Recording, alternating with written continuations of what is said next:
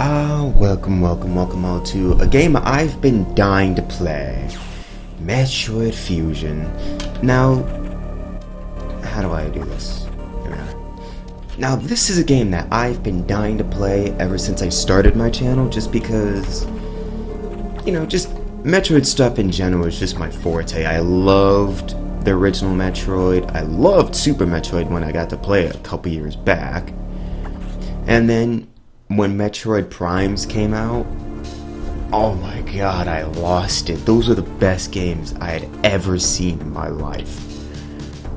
So, to start off, I might as well start off with one of the least appreciated of the Metroid series, aside the pinballs, but I never got into the pinballs myself, so I don't know what's so good or bad about those games. But Metroid Fusion bases its whole storyline off of you being, a bounty hunter helping out this space station. You go to SR388, an iconic planet, and you go there to help them get some research subjects, and yet to get attacked by some weird gelatinous goo. And just as a spoiler, these are not the same goo that are in World of Goo. Those guys are awesome. The goo in this game are they don't even compare. They're not as cool as the other goo. But she tries to fly home into the space station, get her paycheck so she could go off into the sunset, and then just shit hits the fan. You'd be amazed how much shit hits the fan in this game. Literally, you go into a game to clear out the shit that hit the fan. It's insane. And darn, who put that asteroid belt there? Fun fact, asteroid belts do not look like that. They're so strewn about that it's almost impossible to really hit an asteroid unless you're trying to fucking hit them. I mean, it's space. I mean, you think asteroids would really just be in, this really enclosed space where you can't really escape? But aside my digressing, apparently these guys managed to fly close enough to the asteroid belt to pick me up. Thank God I was still in one piece. And they realized that my suit's kind of fucked up, so they got, the fashion expert in the team, and he went to work on my suit. To be honest, he probably just wanted to see me underneath the suit. Although they couldn't. That was the thing's too just well fused to my tight skin. This is becoming a lot more random than I thought before I hit my M1 button. And no, that's not my mouse 1 button. My Asani keyboard actually has M1 to M5 buttons on the fast side. Oh, someone found a cure for the space goo. They proposed using a Metroid cell to make an antivirus vaccine. It seemed that the Federation had managed to preserve a cell culture from the last infant Metroid from SR388. Yes, because let's just put some cells from the universe's, biggest predator, and let's put it into a bounty hunter. Let's see how that fares. So it's either the world's worst virus or the world's worst predator. Let's see which one wins. Oh, looks like the virus lost. I just want to know where the hell it went. I mean, you just don't eradicate matter, so where the hell did the virus go? I mean, it's not like I can really just, blow my nose. I mean, I got a fucking helmet. I can't take the damn thing off. Pondering this fact, I realize I owe the Metroid hatchling my life to I survive. You'll realize that once I play Super Metroid. Soon be arriving at BSL Research Station. This entire time, I still have no idea what BSL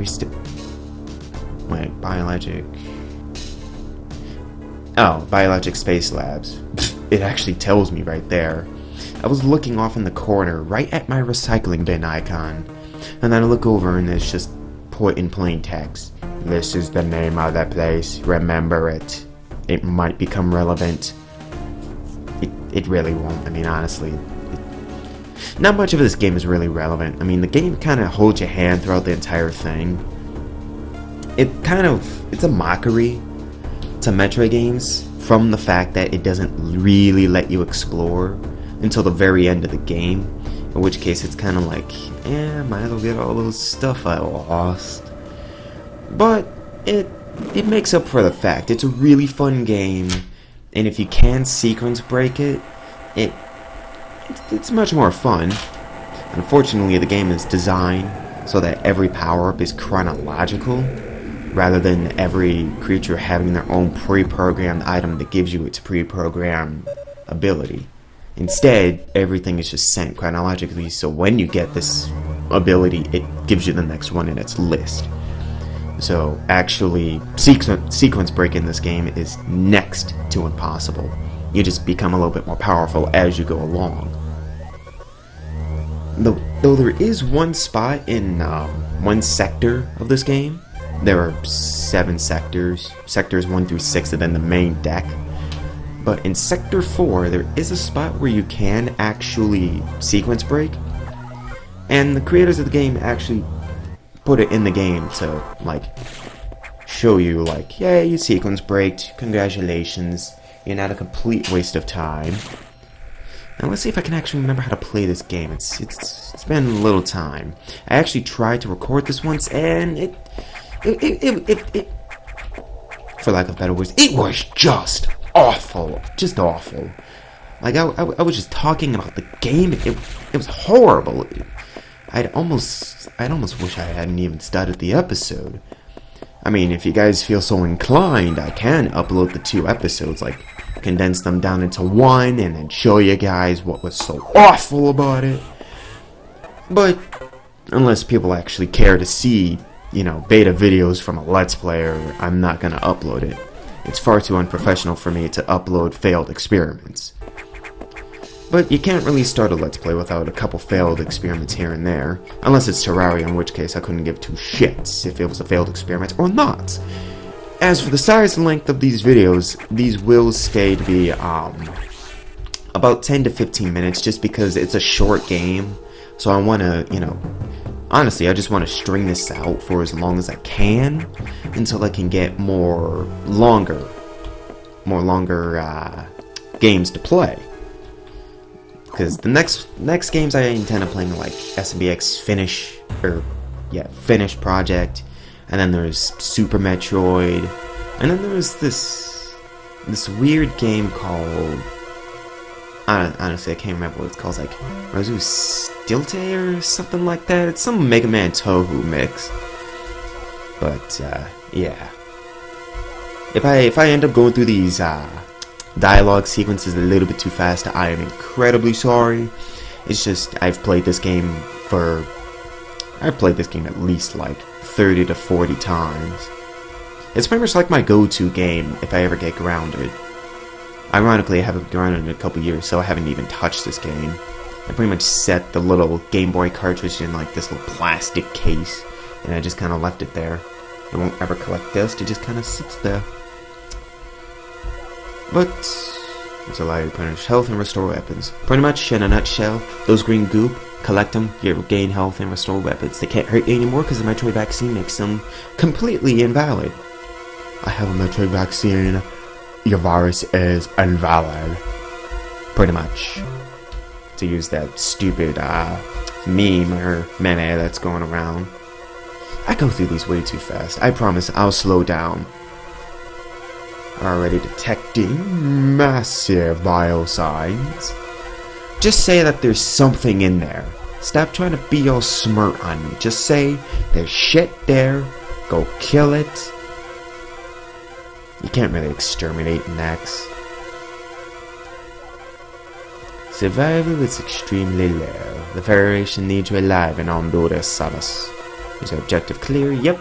If you say no, this computer will turn into Keyboard Jabor and just repeat everything she said. Like, she doesn't even dumb it down.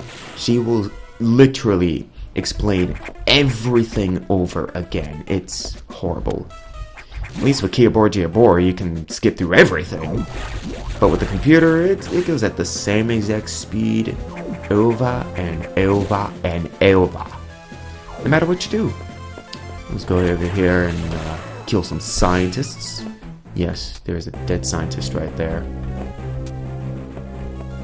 Even though my foot is bigger than his head. I wonder if my foot's bigger than my head. I shall have to check this in between episodes. So let's see what this what this computer has to say. I have received news from HQ. They can support you with downloadable weapons data. Once you have this data, you'll be able to use missiles. This will help against some enemies your beam cannot hurt. Head to the data room and for the download. The data room is here. Is your objective clear? Of course. With missiles, your chance of survival climbs way up into 20%. And for people that are very, very curious, I mean, I know this is just crushing your mind, and you just can't let it just slip out of your mind. But, if you're curious why I say, like, data and navigation room, I kind of have, like, a mixture of, like, 5 accents in my voice. I've got, like, English, German, Russian, I guess that's how I would say it. A little bit of French. I just kind of, like, mix different accents into my own speech, which kind of screwed up my dialect to the point where some words kind of don't sound like the way they are. That plus I almost constantly say different words in different languages. The most notably is nein, which is a nice German word for no. I don't know why, it's just kind of growing on me. You play Medic in TF2 a lot of times. Fuck, I did not want to talk to you. The data room is just ahead. No shit! I just kind of stepped on you. By accident. Let's go ahead and collect the data. Yes, I know it's data. I like data much better. Now I can use missiles. Yay! Why is my microphone picking that up so much? Okay. It takes me a while to like figure out how to like play this game correctly because electrical interference. Get prepared to have that happen 4 more times. You think that, you would think that the scientists that designed this place would have like multiple backup generators. I mean, this is a research station, for Christ's sake. This place is designed to keep things alive, to keep things functional, to keep the lights on, and to keep the toilets flushing. I mean, you try being a researcher and you don't have a working toilet or any working fucking lights in the toilet room. That plus I actually know, take a 3. I know a friend by the name of Vin. He's actually a research and development leader. So I kind of know from talking with him how bad things can get should things hit the fan. Like he recently said that some of his cells died because he's like researching how to like cure some disease. I honestly keep forgetting what fucking disease. But all of his cells died, so he couldn't even like do any research. They had to regain all those cells and all that research all over again. So if he lost them like overnight, imagine what would happen if like all the power went out here. And yet there's no, like, fucking backup generators or anything. Ow. Ow. This is not as easy as it is on a Game Boy. Die. Okay, this guy's never been this problematic. You're gonna die. And honestly, I could take as much damage as I want, simply because he's gonna replenish all my health. Seriously, this guy has never been this annoying before. There we go. You'd think he would just keep his eye closed, but nope, he's gotta check like, is he still there? Guys, is he still there? Talk to me! Get a nice energy tank. And I'm not stupid, I know this is here. If you actually pay attention, if you don't play the game at all, like if you just stick to the title screen, you can actually see a couple secrets.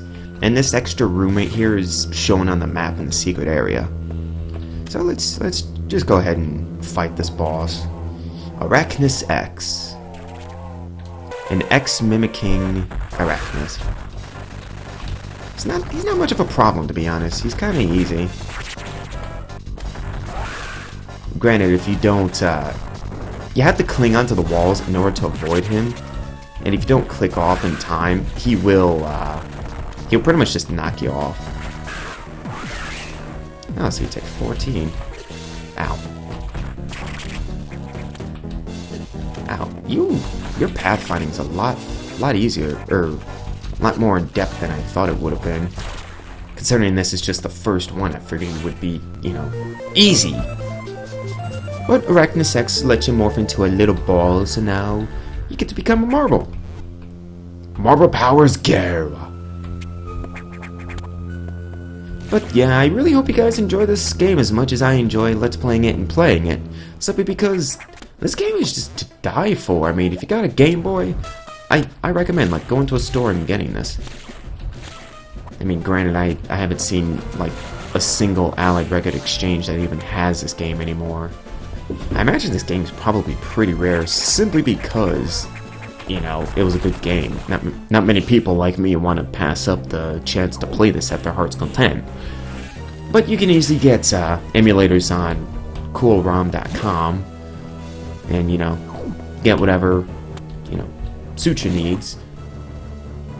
So don't ask me where I got my emulators and such, because I gave you the fucking site. It's called coolrom.com. Just look it up. Search through all the viruses and such, because I'm sure there are probably fake sites that are similar to coolrom.com, but probably aren't. But I get all my emulator stuff from there, thanks to Falling Snow, who's a user, by the way. Samus, it's as I feared. The shit hit the fan. The X-Parasites, Sector 1 SRX shows several abnormalities on biosignatures. Pretty much, shit hit the fan. You're gonna be seeing that happen so many times. It's like this computer just can't stop, like, having shit hit the fan. But pretty much, the X-Parasites are getting into the sector, so pretty much all the research is kind of fucked. Oddly enough, I have not seen a single... You know, I want this on the map. It's gonna hurt a lot. Sub-Zero containment. Hello, Ridley. God damn, this place sucks. I hate going in that room, but I don't like passing it up and not having it on my map. But as you can probably tell from the title of the video, this is gonna be 100%. I'm gonna try my damn hardest to collect pretty much everything in this game. So let's go ahead and go down this main elevator. Hopefully we won't run into any problems. Just leave that open in case I need to come back. And then I'll end off the video and... hello. You are going to be fun. That face, just... Why did you have to blow open the door? The fucking thing was... Oh, I opened it for you. But yeah, when you're like 7 or 6 or so, and you look into that face, it just strikes fear into you, like, you don't want to look at that thing at all. So, in the next part, we'll be heading down to Sector 1, and we'll be seeing what kind of shit hit the fan today. So, that's I bid you all adieu.